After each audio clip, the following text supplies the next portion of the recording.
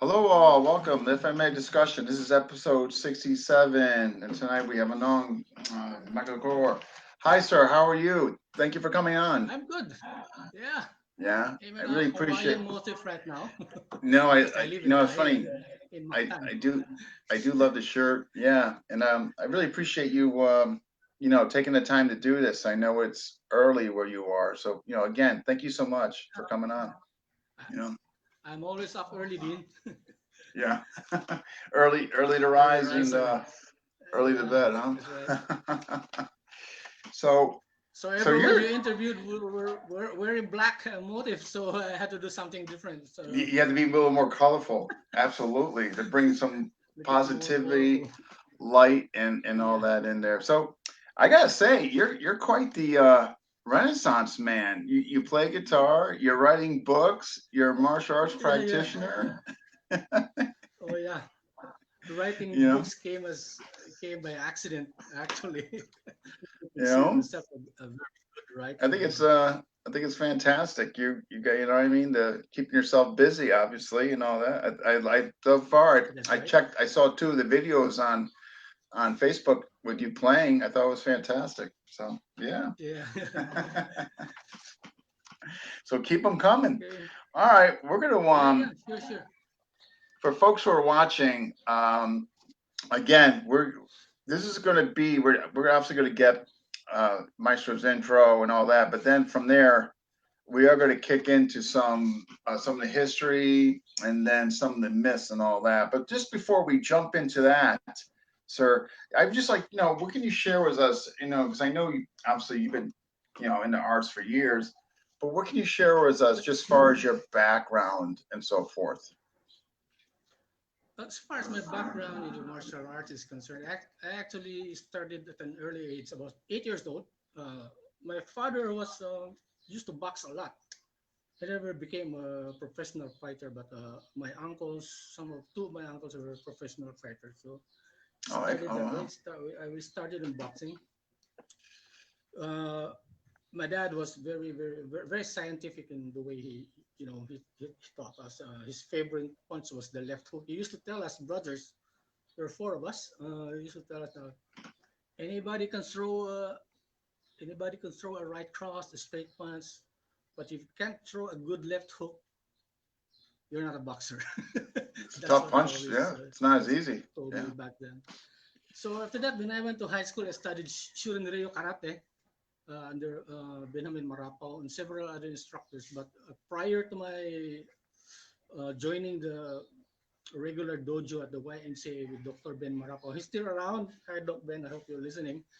Very nice instructor, one of the best instructors, karate instructors. Mm. I had prior training before I went to the formal dojo with Ernie Martinez. Um, he was a really good singer. He can sing very well. I used to accompany him hanging out in the neighborhood and several other karate guys. So right after I did karate when I was 14 years old, Okay. when I achieved my brown belt after finishing my uh, Kushankudai kata, was one of the highest katas in Shorin-ryu karate. I dropped out of karate because I couldn't afford to buy a brown belt. Oh no. So I dropped out of karate and did other things. Still stuff. Ben wanted to hanging out, play guitar, sing songs with Yeah, yeah, but oh. Benji Umpad, Sunny Umpad's younger brother. Used to hang out in the neighborhood. So my first exposure to Escrima was in Bohol. Uh,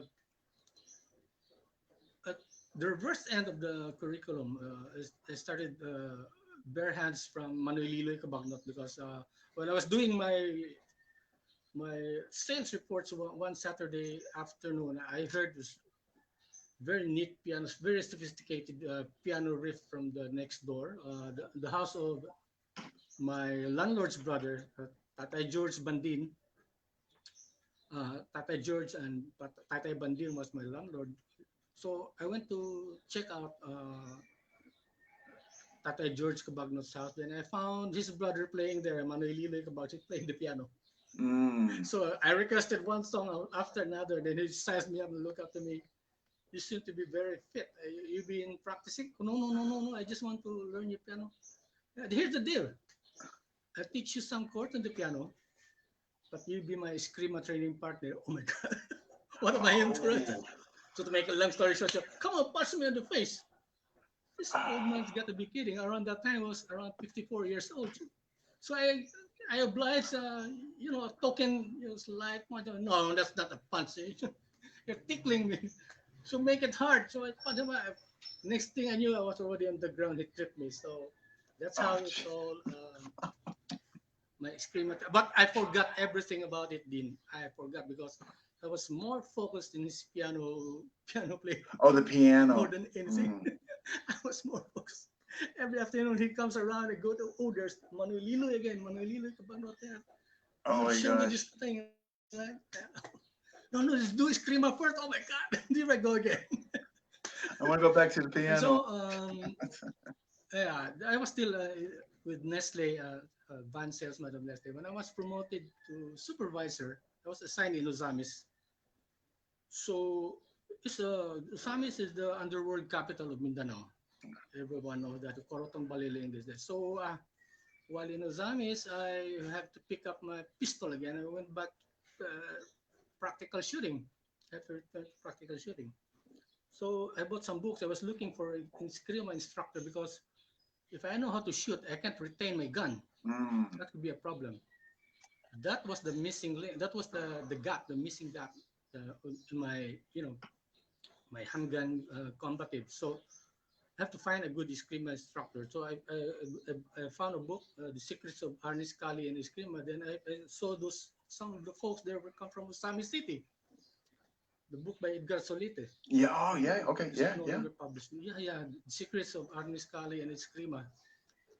So I used to shoot at the Fort Apache shooting range. It's near a few blocks away from our home. Then one day, Reno, the race officer, he bought a hammer, a Wilson combat hammer, customized just specific for competitive shooting. So he replaced his standard issue hammer, 1911-45. Then when he installed it by himself, it was loose, did not have any tension behind it. So he was so worried. So the owner of the range, Roel, told him, "Why you go to TD Macachor? He can fix that." He knows. Yeah. Then you go there because you go to a professional pistol fitter going to charge you, twice the value of that hammer. At that time, it was 2,500 pesos. It was 1998. So when Reno went to my place, then I was able to fix everything. Just light tap on the hammer strap with a nylon hammer. Reno was so worried. Who was asking me, how much are you going to charge me, sir? I won't charge you anything. You crazy? This is just a hobby. I could go to jail if I Oh. charge. Still, I don't have a license to dismiss pistols. Oh, no Okay, license, so right? So if he yeah, gets caught. they should buy me a bottle of Coke. Then, so he bought a bottle of Coke. Then while I was fixing, reassembling his pistol back, Reno was reading my a book, The Secrets of Ernest Kali and Estima. So I asked Mm. him, Rin, do you know any of these guys in Ozamis? He's kind of paid some caballero. This man is dead, but he's good. Say caballero. The Campo, oh my God. This guy, Manong Eric Olabidis. Oh, Know him. He's a lay minister. We go to church on Sundays. Can you bring me back to him? So that's it. So Manong Eric was already hibernating. He was already hibernating from the FMA. Just tired of it also. yeah. He's always been 10 years. He so has not much talked low to anyone for key. the past 10 years. Mm. So when we came to his place, he finally, came out. Because, after learning what I did to Reno without charging him anything. So that's it. So I started with Manong Eric Olabidis, Escrima de Campo GDCIO for 3 years, 1998 to 2001. Because That's all. when I Okay. left, when I left Mindanao, reassigned back to Cebu in August 2001, Manong Eric went ahead, went out to Santa Rosa, relocated to Santa Rosa, Laguna to be with his children. for already working out there. So it was during that time while I was um, training Manong Eric Olavides. Regards, Manong. I hope you're listening, and your and your students out there. Nothing but my high respects to Manong Eric. Very humble man, very Yeah, low-key seems guy. it. And so when Ned Depange, the co-author Dr. Ned Depange, found out about a website which I made through a free hosting service. We didn't pay anything for putting up that website for Escrima de Campo GDCIO. So Ned texted me. He said, "Can I visit you and interview Manong Eric?" Sure, why not? So Ned, I came up on the boat. Then he challenged me this question. He said, "Bye." That's how we call each other in Cebu. Bye. You believe in that Kali shit? Of course I do. I'm from Mindanao, Daniel Santo, this book. I told you on the book. Kali came from Mindanao. And I was so proud of it, although I'm not a native of Mindanao, but my wife comes from Mindanao. So who would not be proud, right? Right. You go around Mindanao, you have a big area. You seem to be covering the Moro, the All the Moro territory here, right? yeah. So yeah, they get back to me because I have to, I don't believe in that stuff, it's all made up. So that was the challenge. So one of the first things I did when I read the book of Manong Eric, oh no, Edgar Solete, I went to Manong Eric and said, Manong Eric, can we go to GM Billy Baaklo? He passed away already.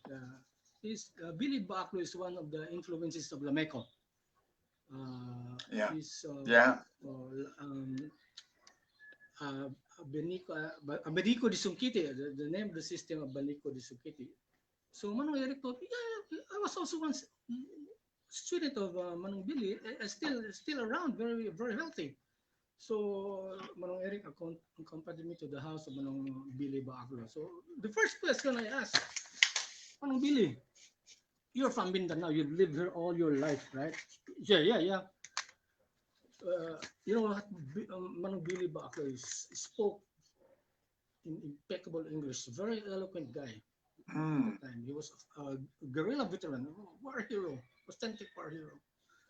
So I asked Manong Billy Baaklo, Manong Billy, is it true that Kali originated in Mindanao, the mother of Arnis Escrima? So look at me. You believe in that bullshit? I would assume he Oh had a my. copy of Edgar Solita's book. He was featured in that book. He was there. He was one of the influences of the Lameco. Mm. So I asked him, "You're from Mindanao, right? So your art, Abanico discipline should be indigenous to Mindanao." You know, I learned that from Cebu, from Francine Ibanez, Yeah. specific town. It comes from Cebu nga. Banico de Sukiti in Cebu is already extinct. So Mm. there, one story busted. So on some occasions, I happen to travel to my wife's hometown in Agusan in Butuan. So I asked around people in Nasipit because one of the guys featured there in the book was Francisco Lucinara. I hope you have a copy of that book. Then it's a very good book by Gasolete. No, I do. Matter of Very fact, that's the informative. only one of, of Edgar's that I've been able to get thus far. But from what I understand, some say it's the best one. So yeah. So I do because So yeah.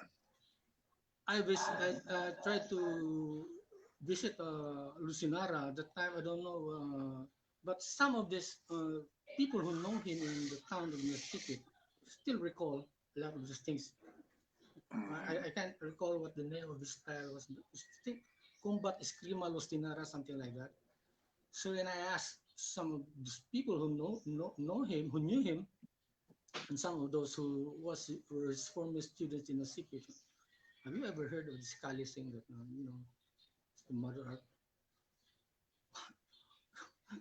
Never heard of that. Never heard of that stuff. Since Ah, originated in Mindanao. mm, No, because Manong Francisco's art came from Tuburan in Cebu. So practically 99% of the whole Escrima in Mindanao came from Cebu, if not from Panay or Negros. So, oh, and that's there's there's one fascinating. one other thing. There's one other Escrima from Luzon. It's Cinco Terros. Cinco Terrace. I Yeah. met one of the students of the GM Anchita. He's from Ilocos. Mm. Oliver Kukus, Oliver Kukus. I was uh, he was curious because he he had some business in the apartment where I was living in the summit. He saw my dummy, steel pipe, my hitting dummy. So when I went out, this guy was scrutinizing my dummy. So I went out. Hey, what can I do for you, bro? Yeah, you practice scream. Yeah, I'm Oliver Kukus. Oh no, shit! You in the book. Oh my You in the book of gosh. Incatsolid. I know you. You look different now. Oh, what are the So he chances was of surprised. that? Yeah. So you once a student of Marcelino Anchita. Yeah, that's right. Ever heard of Kali? What's that? Oh, I know. You know what it is wow. See, over here in the And so States, that's the way was okay. always kind of, and I'm not saying all of us, but the way it was kind of, I mean, shared with us was that our niece was kind of like Luzon area, Escrima, No, kind of the middle of Visayan, and of course Kali being the Mindanao. Mindanao. You know what I mean? But again, I was first exposed to that. I want to say, like late '90s or so. But then after that, of course, you find out different information and what have you. Hey, also we got a bunch of people saying hello to you. So let's Oh, yeah, we got I can't see Jesse, the comments down here. David So Fogey, hey, yeah, Danielle, yeah, Julius, yeah. hey, and Oh, Baste. Julius. Yeah, Um, yeah, Baste. yeah. Baste So has a folks, copy of the two books I sent him. I hope he's read it already. oh yeah, yeah. So folks, don't forget if you're watching, tell us where you're watching from and hit that like button for Maestro. All right. So so we're up to the point now. Obviously, you're training the Campo under Eric Ovidas and all that. And I know it sounds like you stopped around 2001 thereabouts.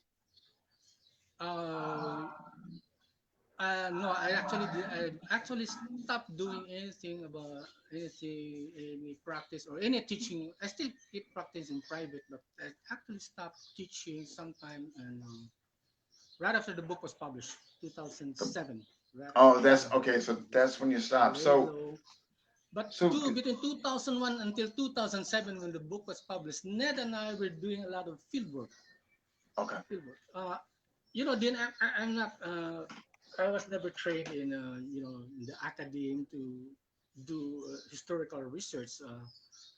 Yeah. I'm just a lucky, well-traveled salesman. It's been everywhere. Yeah. Yeah. Ned Yeah. was No. the one who's very methodical. God bless you, Ned. I miss Ned, my co-author. Ned was a very smart guy. He's a doctor, actually. He's an orthopedic surgeon. Mm, And he was disciplined enough. He carried a lot of index cards. Back then in 2000, the internet was not very reliable. You cannot rely on a Wikipedia. So we had to talk to people. Ned went to the libraries. Even if you read the chapter, The Sanserbar Blades of Karigara, one of the sources there, I still had the hard copy, but I misplaced it. So it was a Japanese anthropologist. They're not into FMA research. mm. Japanese anthropologist who did a study on the migration of the Karigara blacksmiths. So I'll not go into that. And Ned, yeah, really. So we talked to people. And there's an amazing thing that happened here, Dean, is that Ned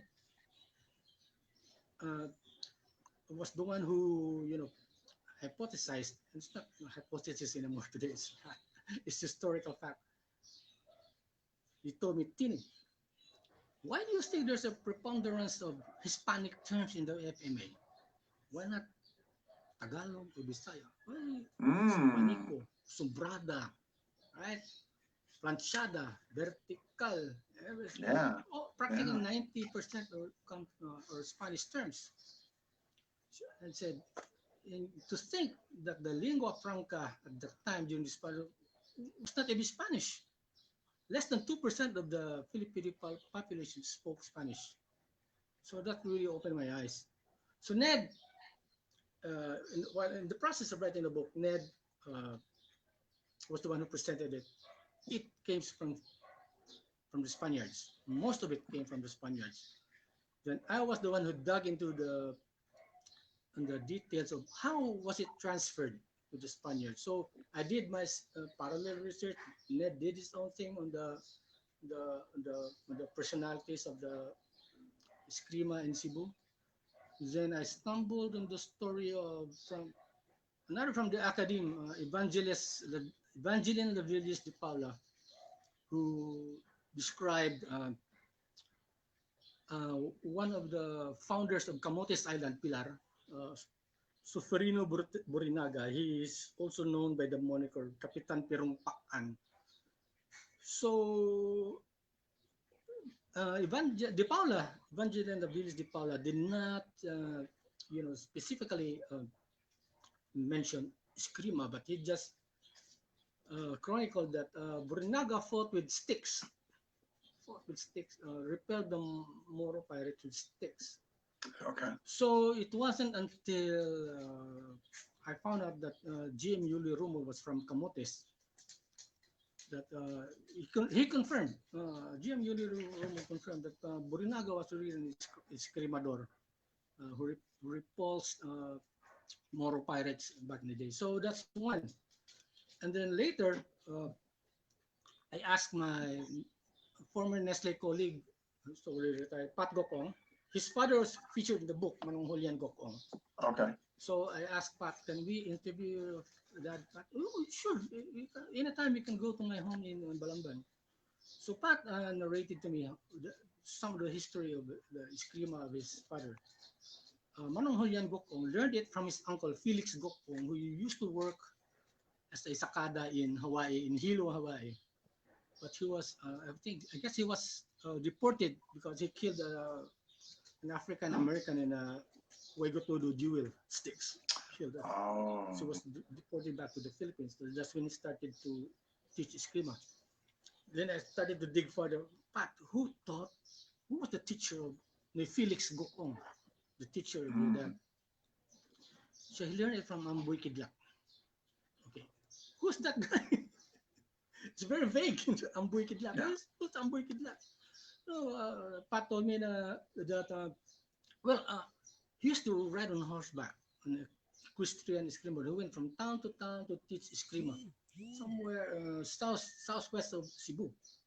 There's that part of Cebu that's across Negros. Oh, okay. So when Pat told me that, I also asked Manong Gokong about the details when Ned and I went to his home.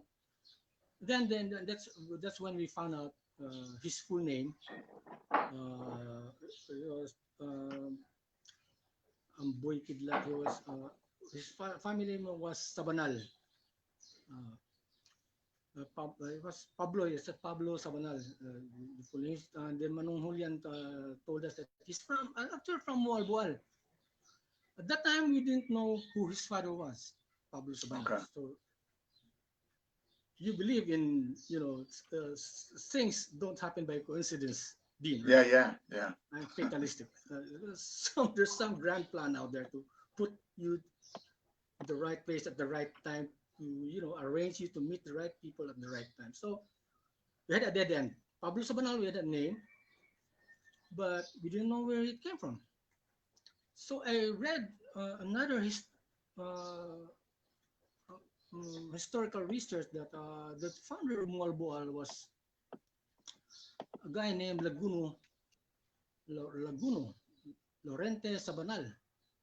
This must be the father of Amboy Kidlat. So until today, Dean, where Lorente Sabanal died, still right behind the municipal hall of Molboal. You know, where he died, actually died, he was buried. There's a log on top of his grave at the shore, along the shore, which in high tide is, Oh, it's okay. covered by partly covered by the sea waters. So it's still there.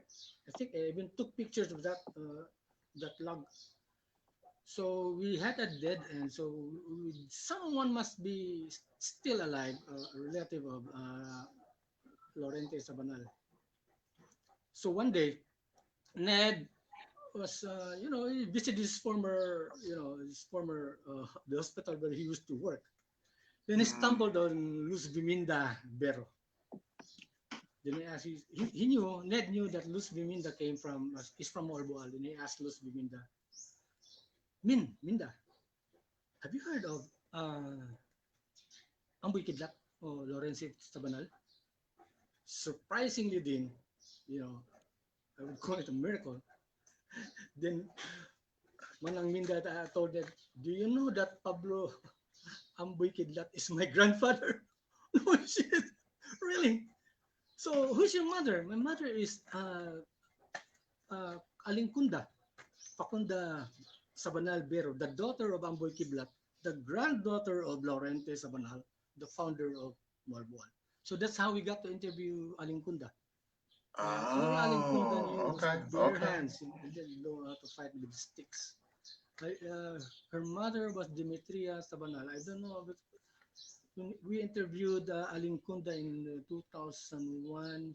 She was already 82 years old at the time. I don't know if she's still Mm. around right now. So that's how. So that's how the stories came to place.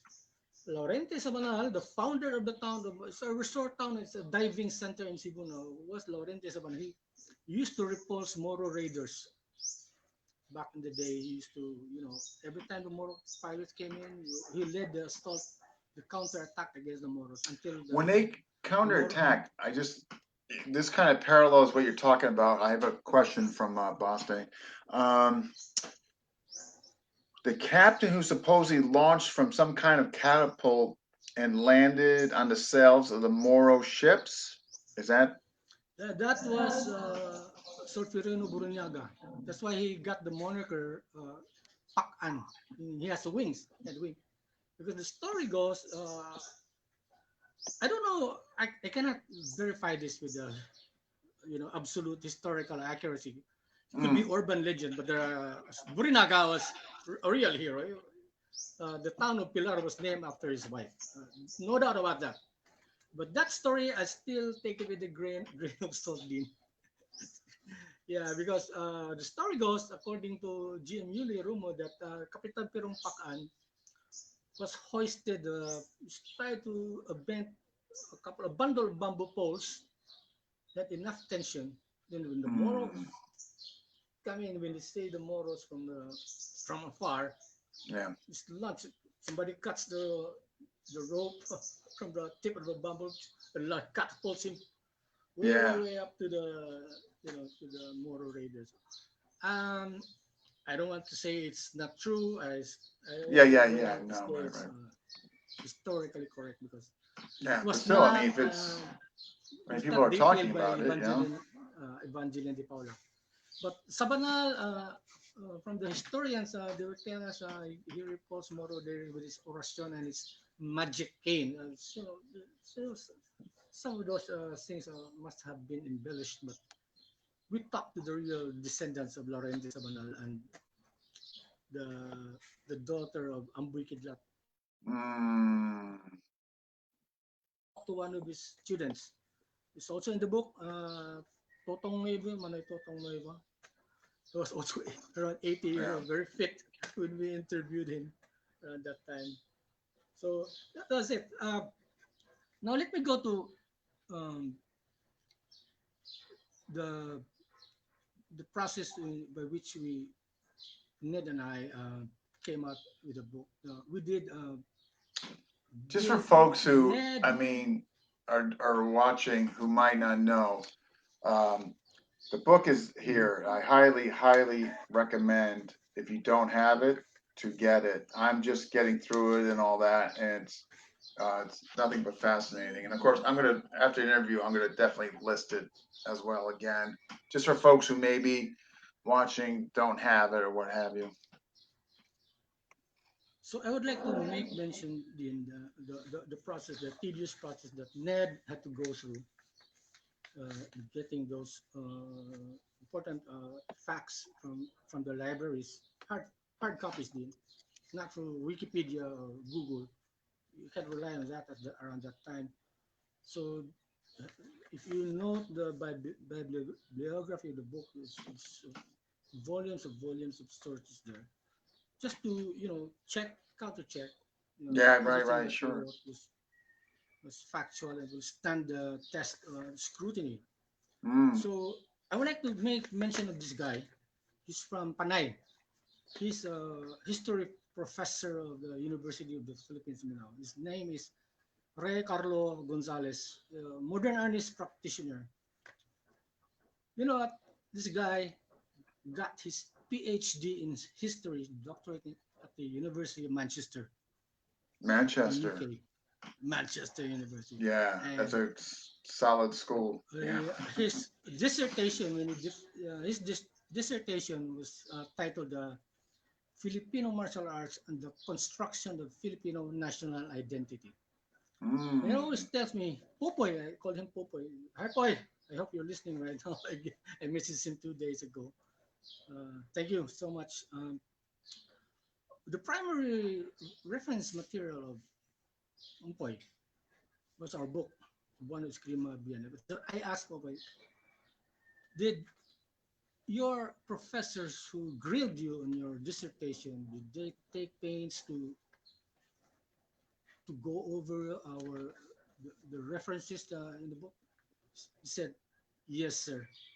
You Mm. will not pass through them without that scrutiny because you are the primary resource. Otherwise, if there are holes in there, he would have no, he would have failed in his dissertation. So that's how he earned his Yeah, PhD yeah. through our book. So I think that would validate, everything that we wrote there. Okay.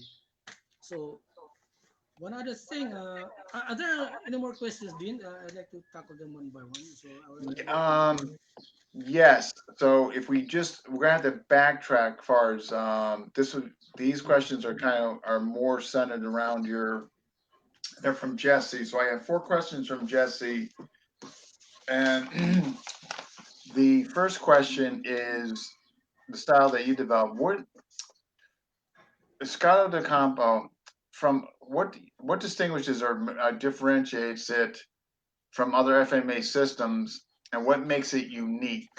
And this is again is from Jesse.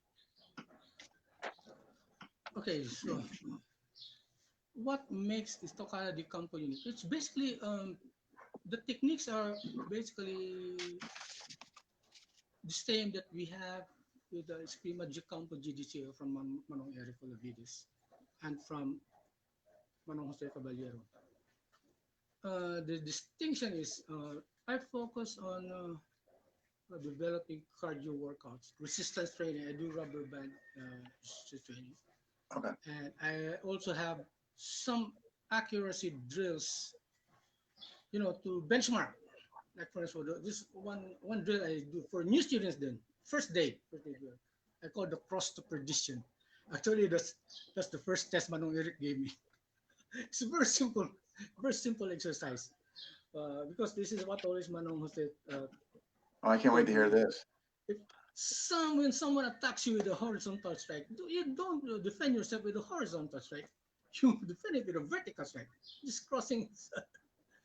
Vice versa, if somebody attacks you with a vertical strike, you defend it with a horizontal strike. So it came from Manong Eric. It did come from me. It came from Manong Eric. So I just added more measures, like timing it into a 60-second drill. Mm, So we count, Fabian Julie Bill count. Then after the training day, we measure his performance based on the first day score he had with me. okay. Believe me, Din, I'm probably no bragging, but I'm probably one of those who can claim this quantifiable, measurable results as far as that aspect on the trainer, hitting accuracy, moving accuracy, Mm. moving target. Uh, one of the latest students who did that was Fabian Julibel. On the first day, he had his accuracy was around 30%, as far as I can remember. 30% accuracy. First day. On the last day, we did the test again. Same thing. Cross to perdition. I just do random horizontal and vertical trajectories on my training stick. With a padded tip on that padded tip, long stick, about 38 inches. Would you believe his hitting accuracy on the last day, on the I think there was 14th day of our training was jumped to 96%, almost close to Wow. 100%. Triple. Yeah, Wow. and you can ask the other guys who I trained with that the cross. I call it the cross to perdition, but Mm. no, I did not invent that. It came from Manong Eric. Well, I mean, I just, I just did, I just did some innovations to time and record everything that hits. Yeah, yeah, So yeah. the other thing is, what makes Estocada de Campo unique is I focus more on sparring. I focus on sparring a lot because the only way to go is you spar hard, you spar, you used to. I spar with Kirk Gooding, though we're not able to document it. That's fantastic. Unfortunately, my favorite sparring partner, very talented guy, former police master sergeant, is now in New Zealand. I would like to make mention of this guy. He's very good. Antonio Tejero. Antonio Tejero. He has his own Largomano style Mm. called Tirabinta. And he has also picked up a lot of concepts from me, but he has his own expression. Okay. Basically, from the Largo Mano perspective, I would say he was one of the guys who I converted. He used to be very corto. Very corto okay. already. Yes, okay. Okay. No, I'm not going back to that. Yeah. Okay, so I think that, yeah, Yeah, yeah. So basically and just focus on cardio, sparring, Guardians. Okay. Yeah. quantifiable, Thank you. measurable tests. His second What else? question. Okay. Second question from Jamie. Um, was Mambaki a student of yours? Who asked that question? Just Uh, Jesse. oh yeah, Okay. Spartacus. You know, I knew Mombaka in 2011. He came back 2012. Yes, he did. He was. He was. Okay. But we keep it under Down. under the Keep it magnet. low. Yeah, Okay. because Under. around that time he was maintaining a low key presence in the FMA. Understood. So and Okay. every year thereafter he comes to me. He visits me, so we train a lot. Yeah. So my first training with Mumbaki when we started the payong test. The Ponyon. Oh, so we're gonna Actually, get to. Oh, we're gonna that get to was the that. precursor Get to the that myth. payong test. Okay. Yeah, it was Okay. And then. first training was in the training gym of Gym Nicky Lazar, the residence of Butch Pulveda. Okay. Then I I showed him the vertical wrap from Lavidis. It was shock as a plate. Yeah. You know, no, that's unblockable. You really? No, I didn't think, never thought of that. Yeah, that's unblockable. Can we do a test? Okay, so he did the paying test at the UP grounds that same year. Uh, I was the one who did the poster and everything, the flyers, but I never mentioned anything about the Campo being Yeah. Yeah. Yeah. Right. Being used for the example. Right. Right. Right. oh Yeah. yeah. I did not mention that. So that's Yeah. it. Then every year thereafter, he comes to me. Yeah, it was actually one of my oldest students after the book was published. Wow. I can't wait to meet it because one of the things when I My get done. first uh, my first non-Filipino student was David Foggy. Very nice guy from Oh yeah, Australia. he's wonderful. Matter of fact, that's what because when I get done with my I've got too many pots on the stove. But when I get done with a few things, I've always been fascinated with the Campo because I'm part of Lameco, and it's a big sector in Lameco, you know, and it's always been fascinated with that. Flamenco is good, Dean. Good, Dean. It's a testament of the genius of Edgar Tolete. I will say this Yeah, without reservation. 100. Yeah, absolutely. I mean, you know what? It's so funny you mentioned that. Not to get off subject, but more and more I'm getting into Lameco. Absolute genius. I mean, the way he pieced like the strike, small circlet KI with the, Yes, you know, with yes, the, yes, it is. I mean, with the power band and peak. I mean, just unbelievable. Yeah, genius. Yeah, absolutely genius. It's Yeah. sort of genius. I mean, I don't like to hear about people talking trash about the late Edgar Tolete when he's really passed away. But No. I discovered this Dean. I discovered the value of what Edgar Tolete found in the similarities between Celestino and the Campo. Whether, whether regardless of where it came from, Campo Valero, from Olavides is basically the same. The Campo, the principle behind behind it. So one day I was trimming my trees. You can see that it's right beside me. I was trimming my mango tree with my Zanzibar, 18-inch Zanzibar. So while I was resting, taking a break, drinking water, I tried some of horizontally oriented strikes of the compo Mm. with a with a with a blade, Zanzibar blade. Mm. I found out it really hurt the wrist. It's crazy. You can't be horizontally oriented with a blade, right? So I hit the branches with the same technique, the same concept of the campo, but with a more vertical orientation.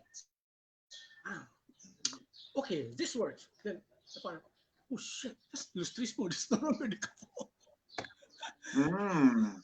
When you shift from a horizontally oriented, trajectory, convert it to vertical, it becomes there are similarities, the fine similarities of the campo and Lustrissimo, like the media fraile. If you do it flat, That's so fascinating. we Wow. And call you it know what?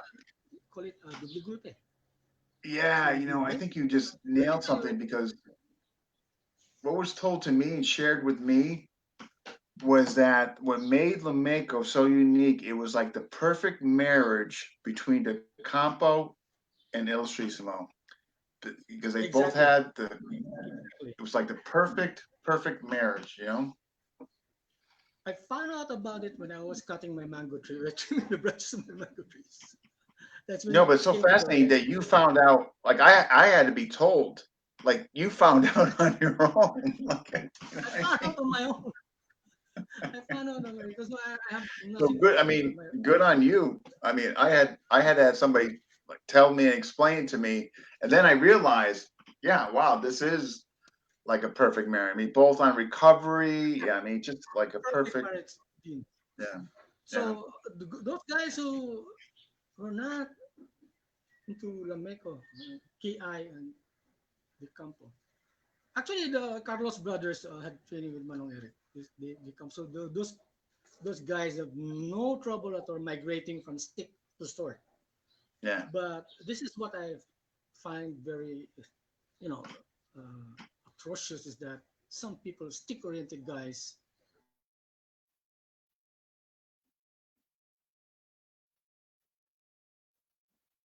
Mm-mm.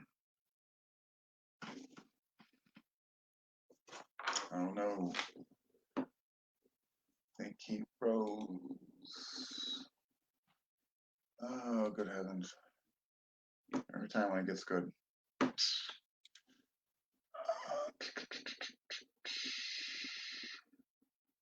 Mm, I may have to bring him back in. Um, oh, good grief.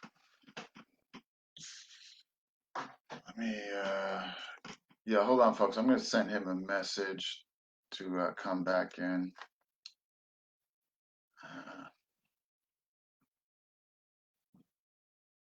Can you? All right, let me just see what he's. Son of a gun. Apparently, well, before we planned this, he did mention his internet service there is not, I guess, the most top-notch available. So, and I'm not sure if he's still online because I sent him the message. So, I'm going to send him again. The worst case scenario, there would obviously be a part 2, but he did say it's kind of similar situation with when I had Professor Giocano on, that in that particular area or whatever, as time goes on, more and more people jump on and the internet connections gets less and less. So I'm going to send him another invite, and let's just see if he's still on. Paste, shoot off.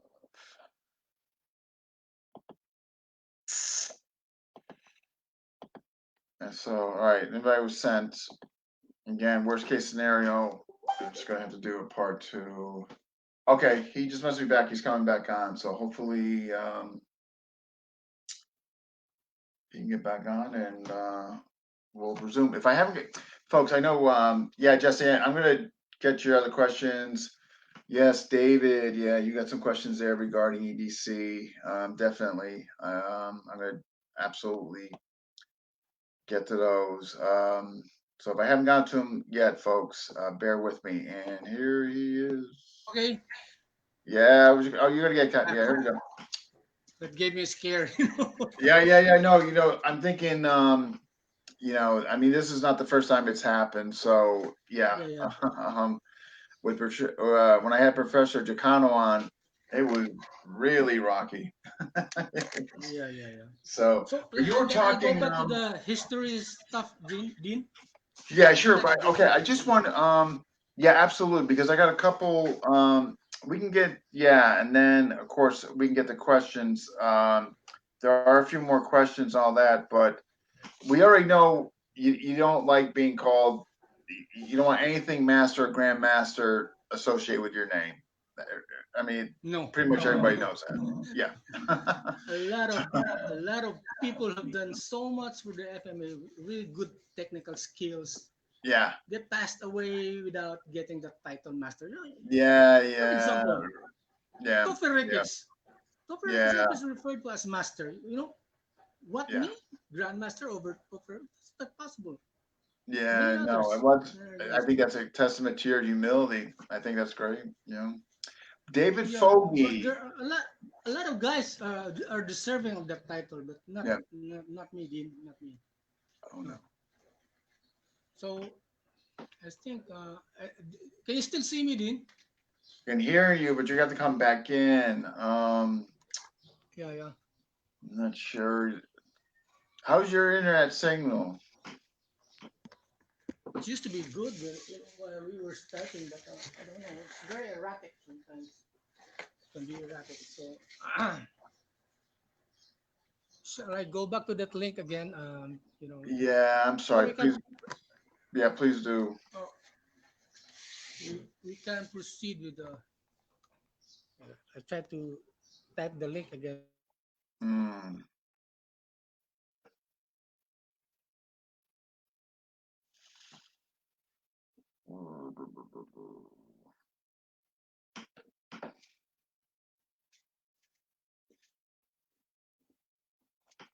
The options, I might have to just start pre-recording ones that are from afar, but I love the live audience. So Okay, here Dean. we go. I get the countdown. Here we go.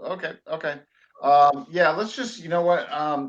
David has a couple questions regarding EDC. And then, yeah, let's get to the history. So his question is, does the EDC curriculum still evolving or does it stay the same? And part 2, methods in EDC are effective. Can you tell us about them? Well, EDC is rooted in Caballero's art, Campo no dos Tres Original, and Mhm. Manong Eric's GDCIO.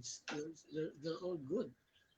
In fact, there are other variants of the Campo like Pat Miramar's PPZ, the Campo General. They're all good. I found out they're all good. And um, in regard to the question, does it continue to evolve? In terms of training equipment, like I've always emphasized, cardio workout, resistance training, even weight training, and sparring with light armor. I think that's the way to go. But as far as new techniques is concerned, no, Yeah. no way. I don't know unless someone comes up to me with three arms and three legs. Yeah, yeah. There's only a finite. There's only a finite number of moves, Dean. Yeah, they're You unless they're cannot, atomic, exaggerate. atomically Yeah, yeah. speaking, unless they change, like you said, they're coming with new body parts. You know. And then And yeah, one thing, you so know, methods, and then one his other thing about EDC is that I don't demand loyalty, and I don't want guys to mimic every move that I do because you are your own style. I just show yeah, you right, right, principles. right, yeah. Great individuality. I think that's great that you Individual, they can be their own style. Like yeah. I would like to cite one example. Constantin Dina from Romania is one of the instructors of. I think he's the head of Barao Subu in Romania. He's about 6'8", taller than Michael Jordan. Michael Jordan's only 6'5". Constantine was 6'8". So I was teaching the Caballero and Ganyo. We goes like this. The stance goes like this. Then you hit the incoming forehand strike, downward forehand strike. You intercept that midway with Mm. straight strike to the hand. Constantine was having trouble because a huge guy, and he was a trajectory that's very low. That when he was stooped down to reach out to that, then I told Constantine, in that case, Constantino, what would you do? No, What would you do? I had something in mind. no. Okay. You know what he did? This guy's really good. Scoop it down from under, like a tennis forehand ground stroke. Like, pow! Okay, that's it. You're doing it yourself. So there's room for the individual to innovate, Is there's going to be be his own compromise. style, as long as they stick to the three basic principles, what I call trium in statera. Like, should be in perfect balance, din. Precision, accuracy, distance. Not one Okay. should be above the other. Stick to that and you're good. EDC. Okay. Okay. Okay. Okay. So, He had a uh, are there any more questions? yeah, and then we got I'm history. surprised no one's asking about the history. No, no, yeah, I know, I know, I know, I know. I think they were just so glad to hear that you were coming on Okay. and all that. I um, was expecting a lot of those questions coming up. yeah, everybody, Got it. is there, so the first of David's question um, is there, okay, a defined curriculum from beginner to the highest grade Yes, we have. Yes, we from have. David It's Fogarty? very short. It's not something that's too prolonged, right? Because I don't base my ranking system according to his, you know, his length of his length of enrollment. Or, Mm, like let's say I like to cite a good example here, like ranking in a block, because it's always patterned after the other oriental like karate, kung fu until you reach a certain level. When I was doing practical shooting at that time was started as a newbie as a student. Then I became champion in my batch. I was started class D. okay. Class D was A, B, C, D. The lowest is D. The in my next competition, they did it's the most impeccable ranking in practical shooting. Scoring integrity Mm, is spotless.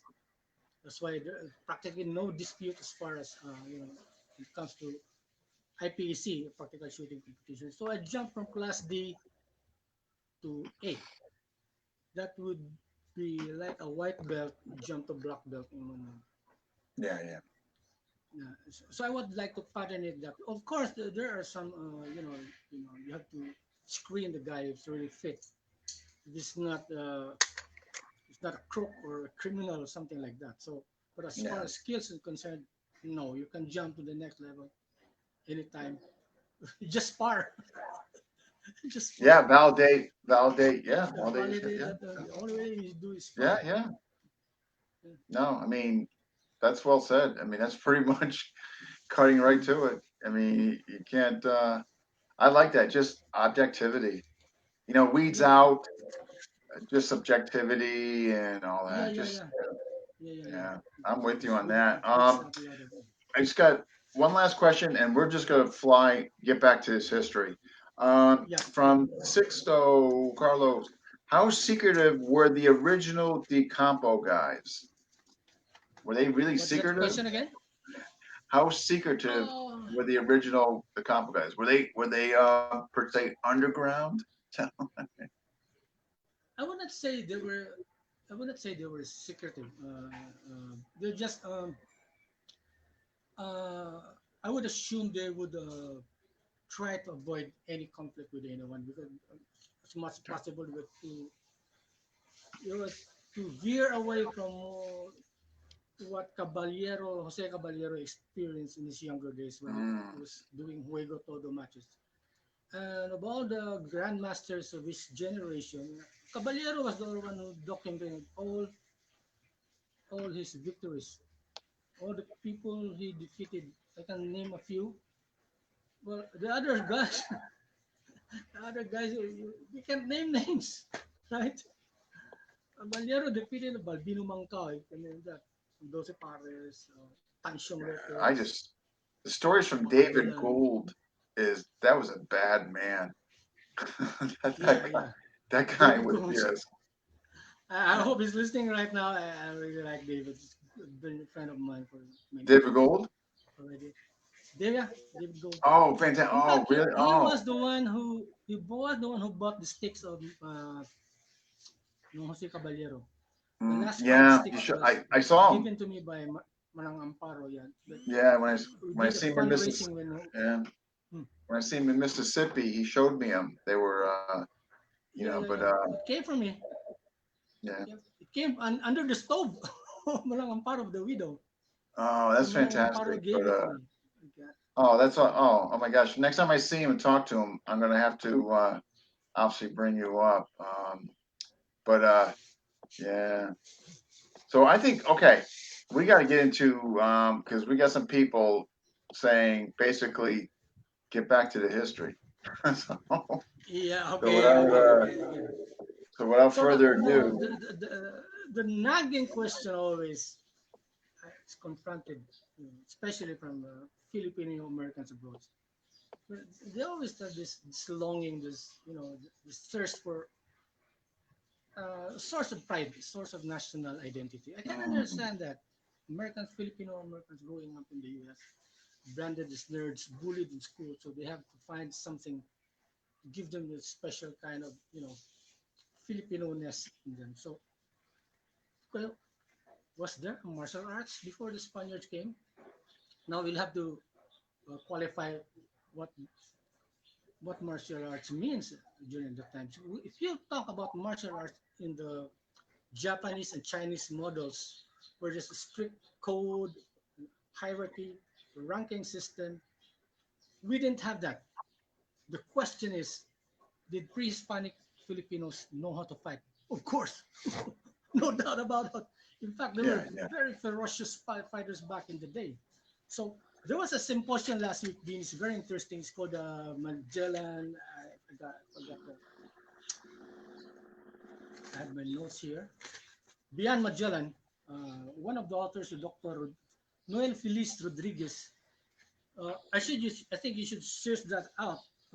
It's in the Magellan Elcano Studies Center. I will urge the viewers right now to check this out because there was a very comprehensive lecture there by Dr. Noel Feliz Rodriguez on Visayan warfare. But I'll just breeze through what she presented.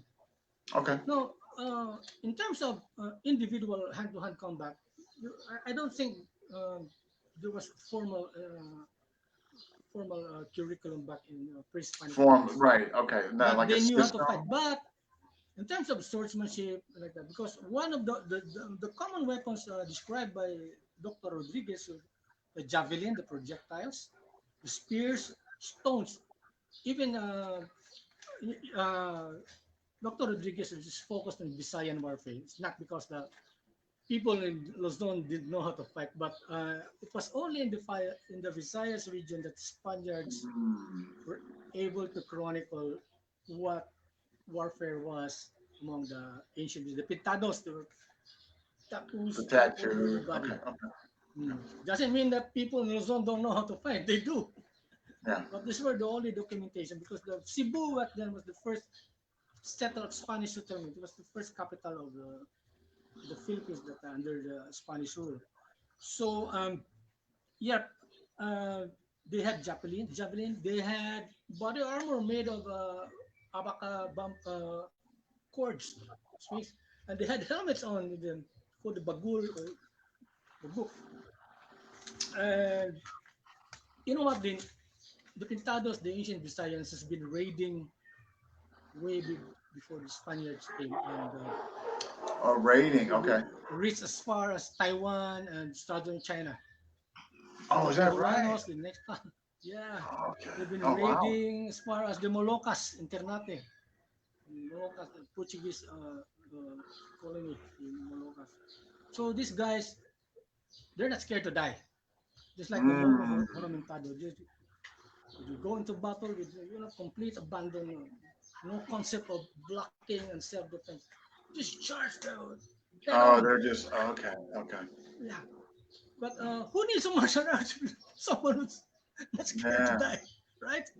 They know how to fight. It's not as as complicated as like what we have now, like the Yeah. Right. Japanese Or did. system or No, systematized. it's not Is that? systematized. Yeah. They're Okay. not. And the other thing, these Pintanos were rowing the oars 24/7 a day, 24/7. Wow. Imagine somebody rowing the oars 24/7 a day. Imagine what kind Yeah. of upper body strength he had. Just one slash, number one strike. That's all he does.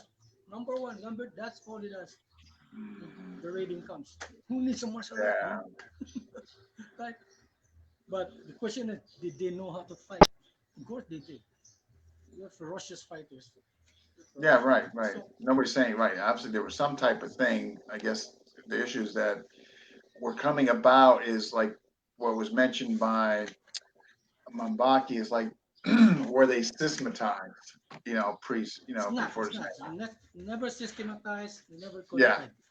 It and that's wasn't until the Spaniards came, led by Sebastian Hurtado de Corcuera, the first governor general who successfully, pacified Sulu. He had 1,000 Cebuanos and the Boholanos during that expedition. He fought mm, alongside the Cebuanos and the Pintados. In fact, the Cebuano natives were the one who introduced the Chabacano dialect in Zamboanga. So it's a Creole Spanish, a mixture of Bisaya, you know, Cebuano and Spanish. There's no conjugation. So oh, okay. they're artisans, masons, carpenters, and warriors at the same were specifically recruited for the purpose of defeating the Moros in Namitan. Mm, Now, here's the most. Now I will go straight to the rating system. So a lot of people would wonder why the Visayas, practically most of the grandmasters in Edgar Solete's book, Masters of Army Scholar, came from the region. 98% came from Cebu, and the others came from Panay. So I would go now to the what were the climate patterns, the weather patterns. during the pre-Hispanic age. The southeast monsoon starts around June. Okay. That's when the paraos, the sailboats of the Moro pirates, it's always naturally the wind takes them to the Visayan Islands. So they start raiding Cebu, Bohol. So you'll notice that most of the churches in Cebu now, the Spanish churches built in Cebu face towards the sea because those churches they also serve as watchtowers every time Oh, the Moro watchtowers comes. for the raids. Okay. Those Okay. watchtowers, yeah. So before the Spaniards came over, they've always been raiding the Visayan Islands. So they go up to Bohol, raid Cebu's Bantayan Island, the birthplace of the Ilustrisimo Center. They raid Mm. Panay, Negros. Then when they go as far as farthest they go, the Moro raiders, farthest they go is in Ilocos up to sometime December. So that's when the raid is. So they're tired and weary. So there's not much combat happening in among Moro raiders and the people of Luzon and north of Luzon. So when the wind shifts, sometime December, that's the start of the northeasterly winds. So the wind comes back full circle, same direction, opposite direction. Okay, so the first raiding season in June is basically to raid for supplies, food, logistics, Okay. water. You raid. So the at the same time, the Cebuano Pintados, they leave just a skeletal force of their ground forces. The Trajos, called the Trajos, the naval formation of the Pintados, they also raid ahead of the Moro raiders, all the way from Samar, ano, the Ilonggo, the Mangayos of the Panay. They raid alongside, maybe alongside the Cebuano raiders, the Pintados. They raid Okay. Samar up to Luzon. So when the Moros come to Cebu, there's practically nothing left. Only a few, supplies to for them to thrive all the way back to all the way to Luzon. So when the wind shifts, the northeast northeasterly winds shifts. Sometimes they go back opposite. This time the raiding uh, takes on a different objective.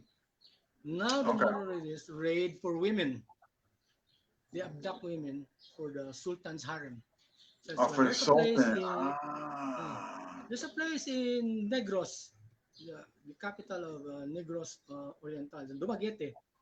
It's derived from the word Dumaguete, the etymology of the word from the word dagit, meaning to abduct or to kidnap. So there's Oh, this to small abduct. town there, Oh, yeah, okay. to abduct. Okay. So you can see when you go to Zamboanga, you can see a lot of pretty tausog girls around there. They're pretty. Yeah, I've been to Zamboanga Wow. because they were descendants of the mestizas that were, you know,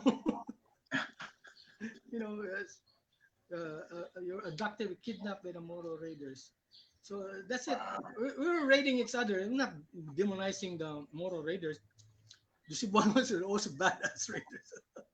Yeah, Yeah. no, right, right. So That's funny because you, over here, well, again, what we've been privy to, as far as history, that it was like the Moros. The Moros were the raiders. You know what I yeah, mean? yeah. Like, you know, No, it's not the monopoly of the Moros. The Visayas were also raiders themselves. They yeah, raided as yeah. far as China. Yeah. I mean, yeah, Okay, so right. there are a lot of fake, fake histories, Jim, like the Code of Calantiao, the Code of Maragtas. Philippine history is replete with fake stories, made up stories like this Sri Visayan Empire, supposed to be the empire of the Visayan region, the Buddhist influenced empire of the Sri Visaya. No such thing. Mm. There's no Visaya, Sri Visaya. Otherwise, we would have seen some temples similar to those temples that we see in Angkor Wat, in Myanmar, in Thailand. I've been to Thailand Ah, okay. to watch Yeah, it. right. There have been some. Otherwise, we have seen those things here in Cebu and everywhere in Mindanao. Just for Sri Visaya, this is a fake history. It's fake history. There's not nothing true about that. Okay, that doesn't mean that they found the golden tiara in Butuan. Doesn't Yeah, cannot yeah. conclude that we were under the the Hindu influence, Sri Vizaya influence. There are a lot of Chinese porcelain, ceramics all over coastal towns of Cebu. They're dug up in Sikihor. But we were never part of the Chinese Empire, right? Yeah, yeah, yeah, There are yeah. a few archaeological items in antiquity that doesn't prove anything. They were part of the great empire. So we should Pirates. be watchful about that. Another thing I would like to point out, because there's one question there Sure, during Mumbaki's interview, that what sure. happened to the banning of weapons, the banning of blades, right? This is my answer. Some of those who posit that idea even gave the year 1764. Now let me give you a straightforward answer. 1764 we were under British rule. We were under the Brits between 1762 to 1765. We're, so how could the Spaniards ban the weapons? And just like what Eric said, you only have to go 30 meters away. You can get your blade. How could the Mm, ban take effect? I don't think there was such a decree at all. I don't think so. I don't think so. So um, now, like for all practical intents and purposes, who would who would slaughter the the pigs, the yeah, yeah. beef of the Spanish priests? They're voracious, so there's no way you could impose that ban. And there were no wireless telegrams around that time. It's 17th century. No way. It's Mm, impossible. But those are again stories made up to to romanticize the Filipino martial art. But the truth yeah, is, the yeah. real history of the Escrima and Cebu and it's really more violent than what was earlier, presented. More colorful, more violent. And we have the Spanish priest, teaching Escrima to the natives. Now, one important thing I would like to mention, Dean, is that I did mention that the Zamboanga Presidio, the Fort del Pero, was built by Cebuano artisans and warriors at the same time during the time of Governor General Sebastian Hurtado de Corcuera. And, you know, um, there was a period in the history, sometime in the middle of the 17th century. I think it was 1763 that the Zamboanga Fort was abandoned by Spanish regular forces. It was abandoned completely. Why?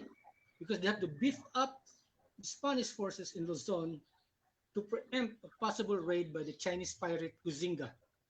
So what was left behind on the shores of Mindanao, in the Visayan Islands, with just skeletal forces, practical zero Spanish regular forces there.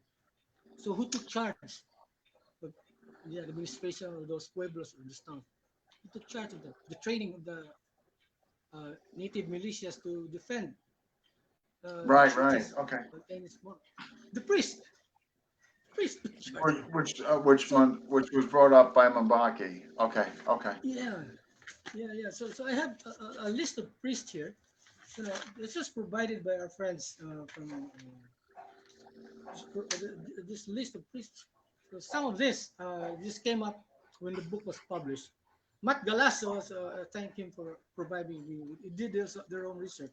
Hema did their own research after some of the members read our book. Right. There's Padre Ibanez. This was mentioned by Elric Wright. He led Yeah, but yeah, that we the came up. assault in Zamboanga. Then there's Father Fray San Pedro Agustin. He was the one who trained the natives in North Mindanao to repulse an attack from Lanao, from the south. Father Pedro San Agustin is also known by the moniker El Padre Capitan. Then there's the most famous priest, Father Julian Bermejo, South Cebu. He was defending the shores of Cebu. Father Bermejo was the one responsible in building all the watchtowers stretched 96 kilometers on the coastline of Cebu from Mandaue City up to Oh, south, okay. the tip Santander. And then Father Julian Bermejo had one protege named was Juan Diong. a native Filipino. He trained Escrima, no doubt. He trained Juan Diong Escrima, and Juan Diong was famous for defending his hometown in Fernando against the Moro raiders. He killed so many Moros in the beaches of San Fernando, just south of Cebu, that the place was called Panadtad Beach. Panadtad means to butcher, tadtad, Butcher. cut into Okay. pieces, butcher. Until now, the town of San Fernando still celebrates the victory over the Moros. Just mentioned three priests. Then this one's provided to me by Matt Galas of FMA. El Padre Garote. There is no full name, but it's just they're from Luzon. This priest. Then there's Friar Francisco de San Antonio. These are the priests in Luzon who taught Escrima to the locals. Okay. Then Father Antero Abaya, and of course the priest who taught the Cebuano hero, it's actually from Negros Bagong, Leon Kilat, the hero of Tres Diablo, was taught by a Spanish priest called Father Angel Maestro. I got this from the book of my college English teacher, Linda Quintanal Alburo. This story. I did not get this Okay. from FMA historian, Dean. I got this from, I got the legitimate historians. And so, like, okay, so I find it strange why there's so much violent reaction from people around who still believe that the Hispanic, ancient Filipino martial art, the talis, and like that.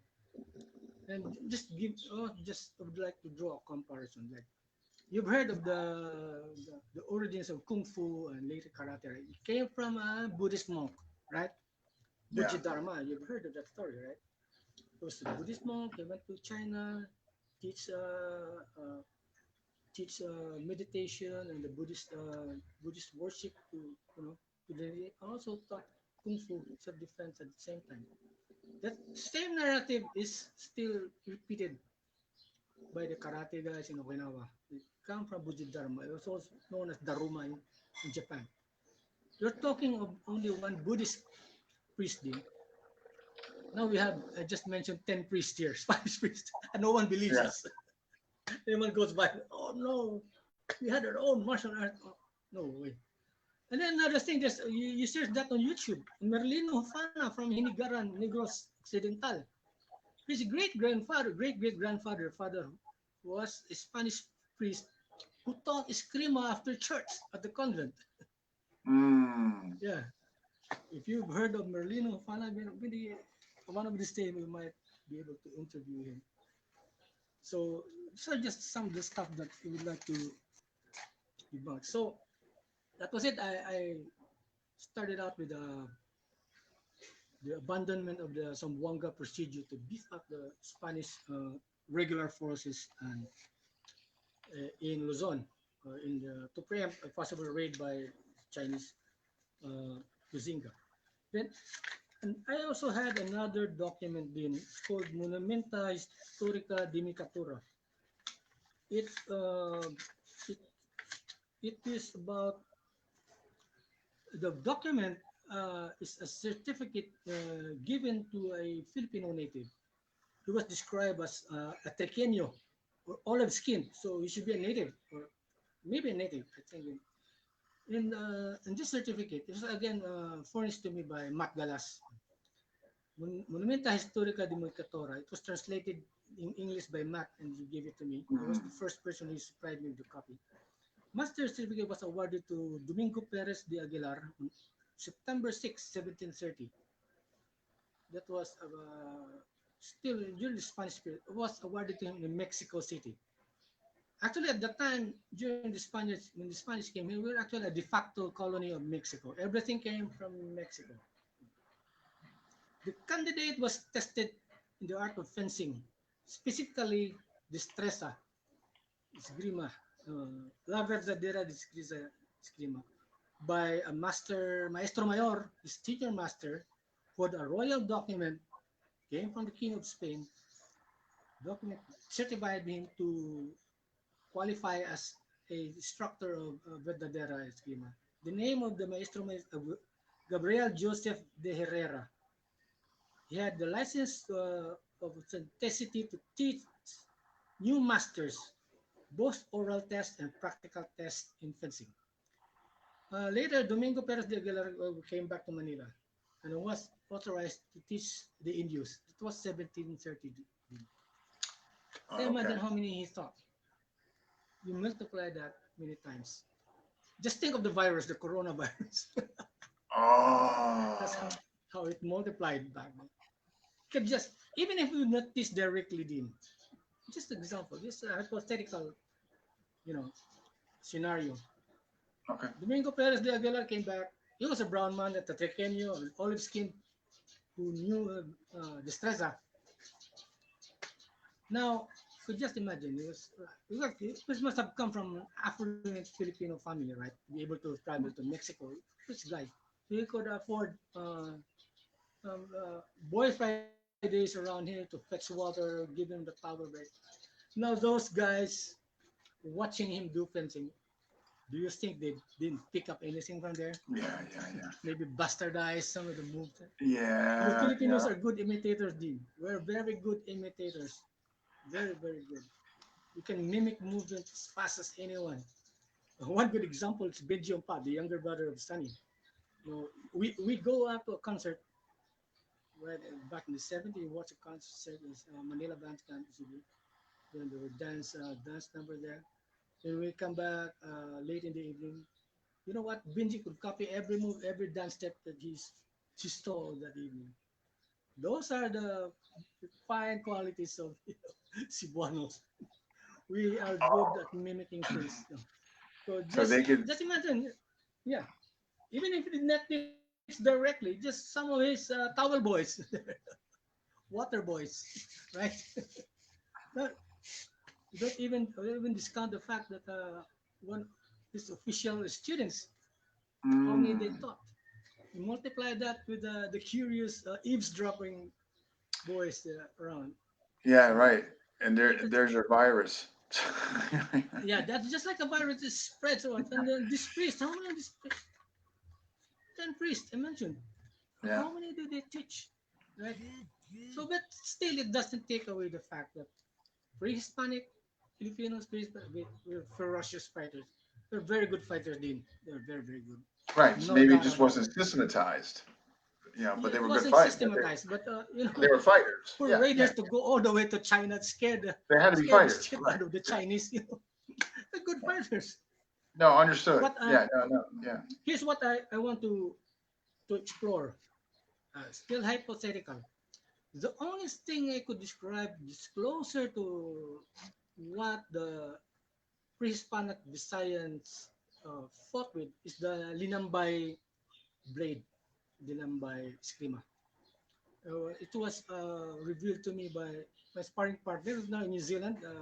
I hope you're watching. Antonio Tejero. His teacher was Pacifico Taneo. Because what's unique about Linambay din is that I would assume that uh, the pre-Hispanic Filipino were short and stocky guys, were nimble on their feet. Mm. They don't do the triangle foot like one step at a time. You step on your left foot, you go to the right flank of your opponent 30 degrees, then follow by the right. You know what they do, Linambay din? They hop like grasshoppers. Hop, very fast. Oh, more Both feet, hopping. they hop. Okay. More hopping. Hop, draw the sword, draw the thrust. Then again, this hypothetical, more research should be made. They called it linambay because it's derived from the word lambay or crab because of the low crouch lambay lambay movement, low crouching legs of the crab. Mm. So that's why it's also called moro moro from the stage play moro moro because the stage play moro moro was sponsored by the Spaniards to entertain the natives at the time. That's the stage play was more like a dramatization of the victory of the Spaniards and the Christians against the Moros. So Islam. Okay. Their display war the against Islam. Mohammedan Moors in southern Spain and the victory of Sebastian Mm. Hurtado de Corcuera over the Moros in Lamitan and Sulu. So Okay. during the colonial periods, there were more and more places. I think I even witnessed one in Bugo. long time. I was 7 years old. And that was the last Moro stage play, and it is always highlighted by Escrima fencing of display by the villain and the lead actor. So Mm. some of it, uh, uh, I would assume, came from the Linambay of Manoy Paxtaneo. His instructor was named Brigido Uyao from Mactan. So I would assume in his younger days when Manoy Paxtaneo was taught Linambay, I would estimate the age, if you were alive today, of Brigido Uyao to be around 150 years old, Okay. something like that. So, then I had it validated by Mang Romy and Elric. I showed it to Mang Romy.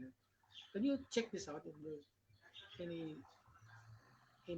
the slightest uh, Spanish influence in the movements. Then Mang Romy, the rest is still undeniable. There's Spanish fencing there. But a lot of it is really, really something new, really indigenous, like the hopping footwork. But Mm. more studies have to be made. So you check it out with Antonio Tejero, my good friend, my sparring partner. We have time out of these days. You want to Yeah. interview him. Okay, so what else do we need to cover, Dean? Okay, I think The myth. Okay, so from Mbaki, he his do we questions were still have? kind of centered around the experiments. Um, Okay, so I guess regarding Dumog and the Largo Mono, which actually you kind of touched upon already, the yeah, Largo touch on Mono what experiment. do you So call it? more, I guess The this is payong test. more Yeah, the the payong Dumog. test. The Dumog, yeah, I did mention that there was one technique that they want to, to bust. So the guys were good sports. Showed up. Actually, I was the one who wrote the flyer, the poster. Was under the radar. I did not, Yeah. but Right. I was under the radar. I don't want my name to get involved. Here he goes No, again. no, no, no, no. After miss busting history, here he goes again. Yeah, yeah, So yeah. okay, so I wrote the invitation letter for the guys, incognito. So a lot of guys showed up during that Doom experiment, and they're very good sport. I don't need to mention which club they come from, but I Hmm. have my utmost respect for those people. The others who were invited didn't show up. Did not So show up. Okay, I okay. think you should ask Mumbaki again how did it go. But a lot of those techniques, the baliog pumali, there's a lot of various escapes that they were able to handle it with ease, no problem. Okay, Dumog is then there is Dumog back in the old days. There was Dumog, but I would compare it. The closest thing I would compare it with is more like if you're familiar with the Mongolian wrestling. There's practically just pure brute I strength. have heard that. Yes. Go to the ground. There's no display of like the one we see now in Brazilian Jiu-Jitsu or catch wrestling, things like that, or yeah, or judo. There's nothing in there. So I also had um, watched one video by this guy who claims to be authentic Dumog, and I know a little about some of the moves of jiu-jitsu. I'm not an expert in Brazilian jiu-jitsu, but I have a good. I've observed a lot about it. My son is into BJJ. My youngest son. He taught me some of the basic escapes. Some of the basic takedowns. Yeah. And so when I saw that Dumog demo on YouTube, I called my son up. Jay, what do you think this guy's doing? Is it Dumog? Yes. No, that's called omoplata. It's a very complex, Yeah, yeah. very Oh, complex Plata. submission technique. Omoplata. It's a very complex submission. It's a low percentage in MMA. In fact, there's only one Mm. omoplata successful omoplata submission in the UFC. But in BJJ tournaments, yeah, it's been done a lot of times. But Yeah, it's with so the because of complex the that yeah, yeah. I mean, it's I don't know why he, but the guy was good. Guy doing Hmm. Dumog was good. It's good.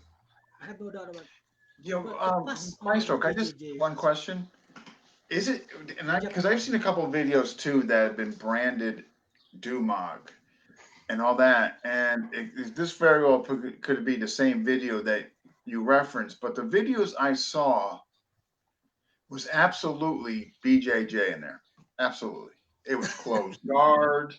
I mean, they were, I mean, it was, now, did they put a little twist, like a little twist to it, and Yeah, all yeah, yeah, that?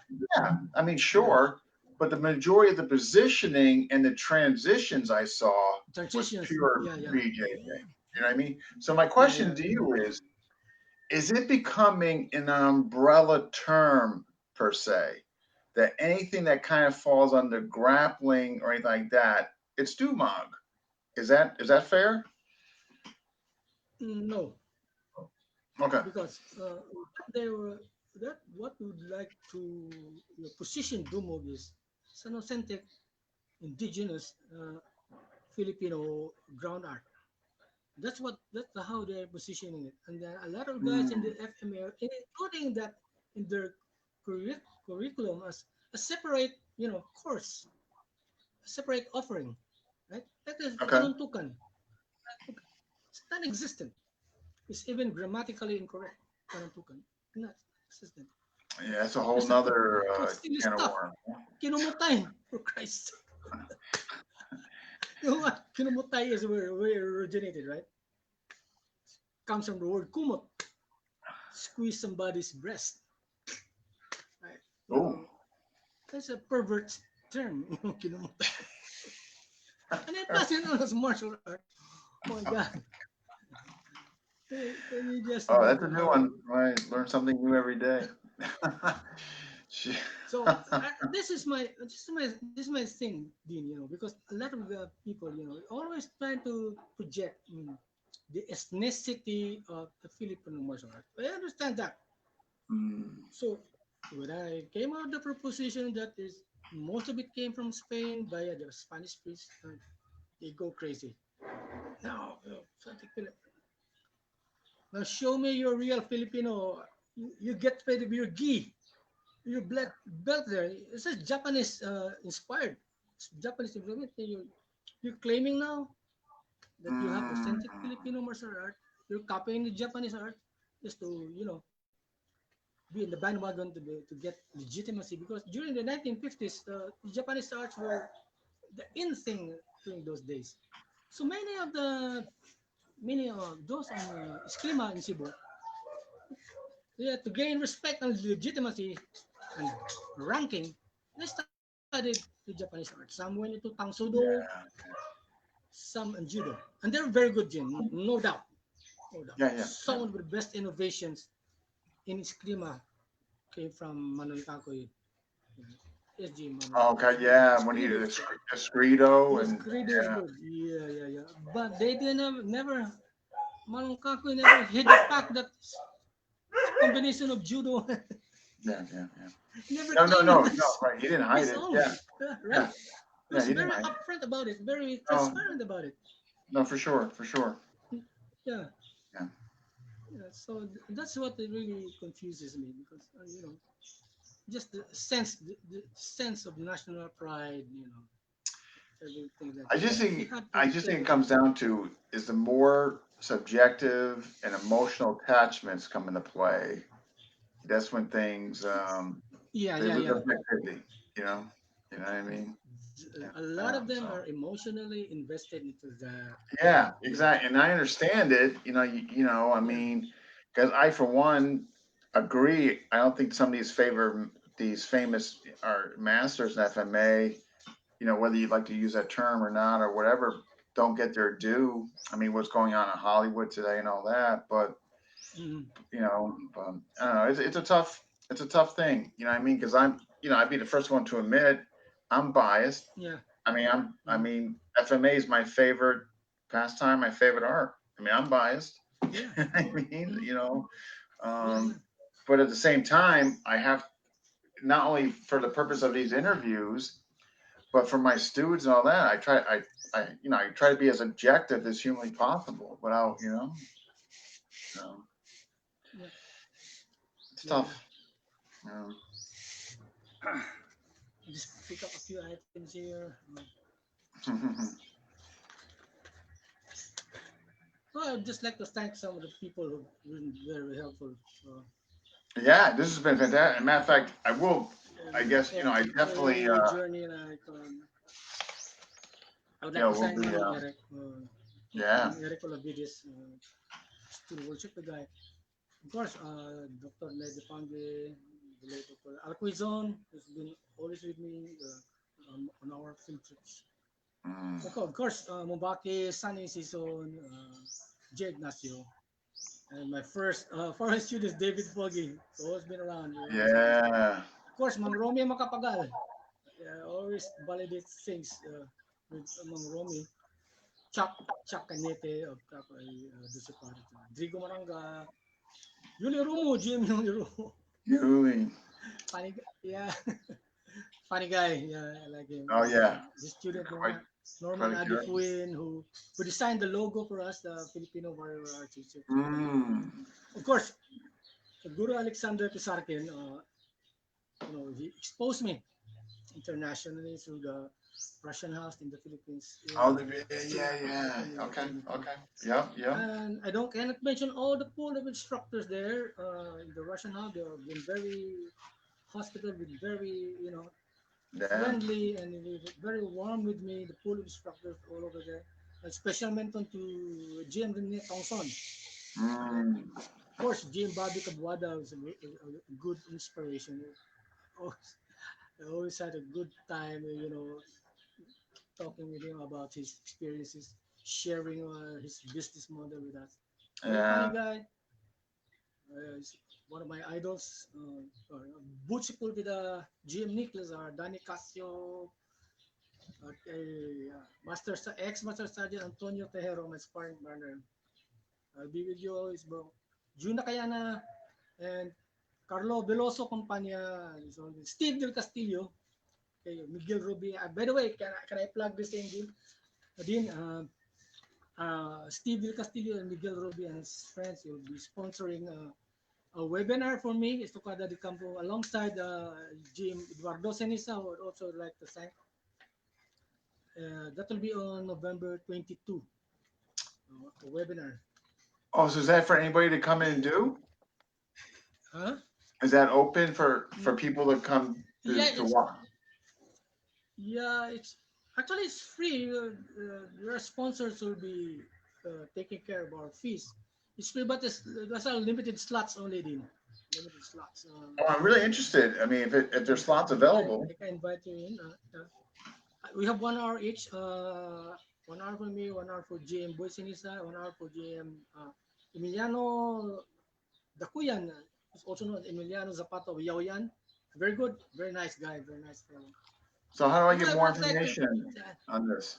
yeah, yeah, yeah. It will be on November 22nd. Right, okay, And okay. a lot of I would like to thank all my coaches, international coaches. Sean Yeah. Zerger in Canada, Alex Ormaza, North Carolina, Fabian Julibel, Pat Delug in Belgium, Kit Asinas, and your friend Valerie Jackson's without for them, I would not be here today. Kit was Yeah. the one who really took me out of my shell. Yeah, come on, give it, No, I know because when I first approached you, and you yeah, were very polite, by the way. I mean, you were extremely yeah, yeah, polite. When you declined, I mean, you were very polite. And so when I got a couple of those emails saying, "Hey, look, he'll come on. He's gonna do it. He's gonna do it." I was like, sure. yeah, yeah, Let's get him on. You know. But there's this. Hey, yeah. you're aware of the Christmas special, Yeah. though, right? The Christmas special. What? What The, Christmas special? the Christmas special is going to be here. The Christmas special you have to ask Mambaki about. Ask Oh, Mambaki about the Christmas special. It's okay, okay. Professor I will. Giordano, Elric, Uh, and ooh, ask Mambaki about the Christmas special. I will. That's going to There, be interesting. That's going to be exciting, you know. yeah, yeah. There's Of let's course, yeah, Felipe Bot Hocano. How can I forget you, yeah, Professor Bot? You know, when I first read Professor Botocano's article in the Rapid Journal, he referenced one of my earlier articles of the Rapid. I was really caught by, you know, I'm just a, I was just an underachiever back in high school, and mm, here's a UP professor of anthropology who's referencing my earlier article. yeah, Was yeah, a big deal to me. It's a really big deal to me. So thank you, Professor Bot. So many people I can to thank for. Yeah, yeah. I think But my we're list gonna is. definitely getting you back on here. But again, you gotta ask Mambaki.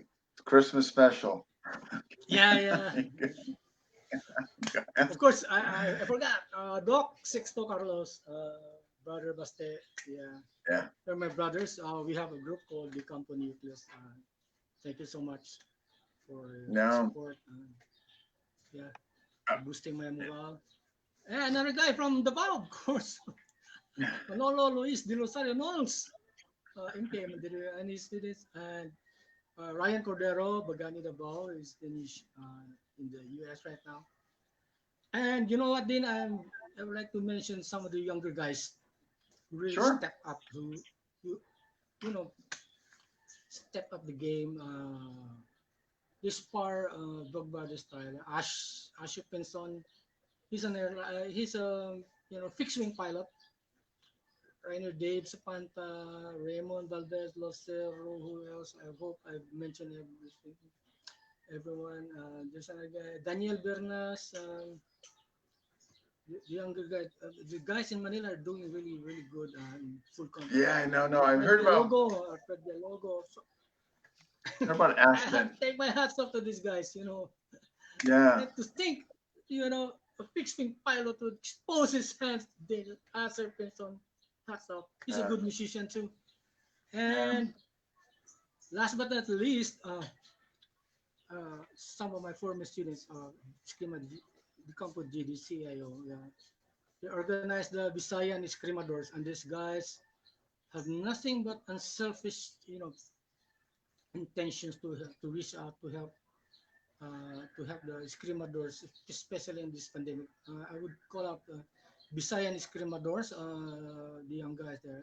J. Dilan is from my former mother club Escrima, the Campo GDCIO. James Okay. Padilla, Socrates Dungog, Magkuno Escrima, and I hope I failed. Erwin Almagro, for students.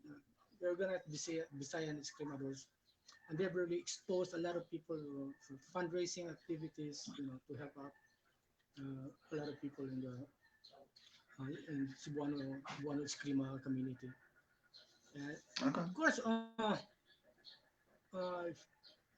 anyone out there who could extend assistance to Jim Moni Villas, yes, has needs for his weekly dialysis. Please, guys, reach out to Jim Moni. Jim Moni. Mm, And a lot of guys are having difficult times right now. So yeah. Hopefully also, I this. would like to thank the Department of Tourism people, my front guy because Yeah. it's going to be Escrima Arnis is going to be one of the products that one of the destination points of tourism here in the Visayas. And I'd like to thank Regional 7 Director Shalimar Tamano and Chief of Staff Jelina Dimpas and Crystal Ann Tudtud. Oh, of course, Dondon Dimpas. My condolences of the Cordas Escrima. Randy Mm, Salazar. So I should talk to these guys one of these days. These are very talented blacksmiths in Cebu right now, and they need exposure. They need, no, it's funny you mention that because I do want to get some of those people on, as well as Sword Maker. I mean, just the whole. Yeah. Um, Get in touch with Randy and Dundun Dimpas. These guys are both good friends, really. They're okay. very top Yeah, notch, definitely. blacksmiths. Yeah, you should. You know. And don't forget my friend out there in New Zealand. He's doing a good thing right now. Antonio Tejero, Tata Yogi, call him Yogi. Badass guy, but very, very, a real ideal family man. Just Oh, okay. migrated with the whole family.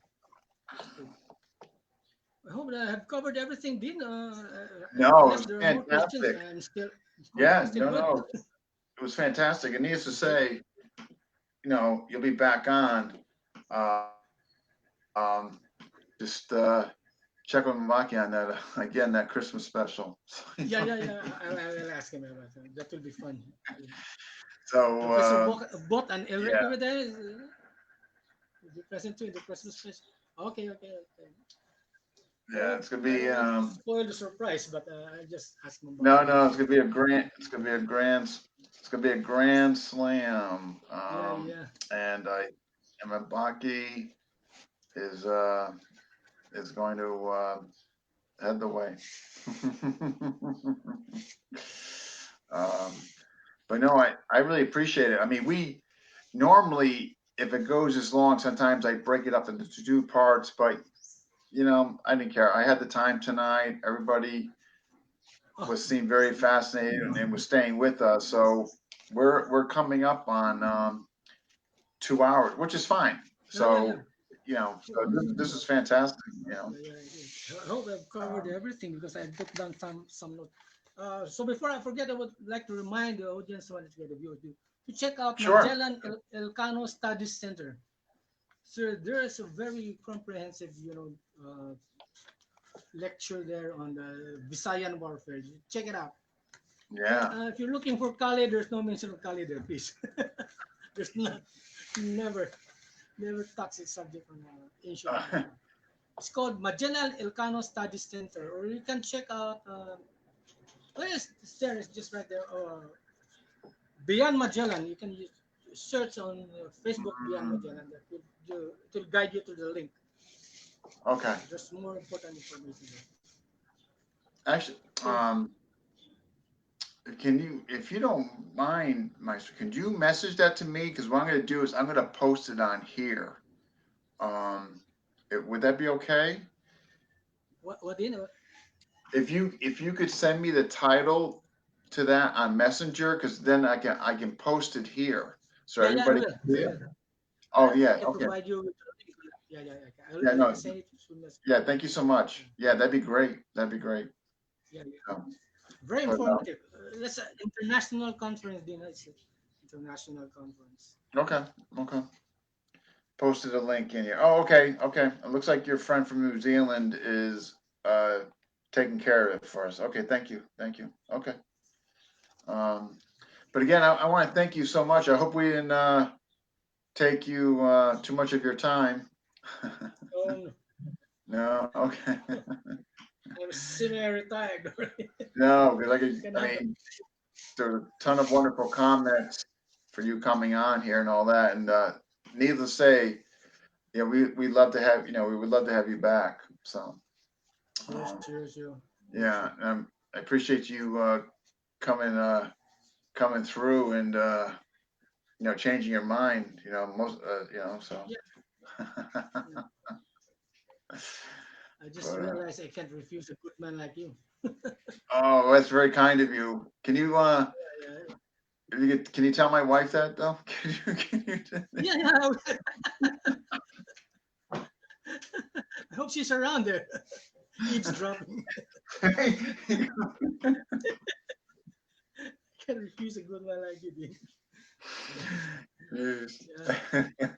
But wait, Maestro said I'm a good man. Maestro said, Can I say it again? well, Mrs. this, Franco, yeah, you have you a hear good that? husband. You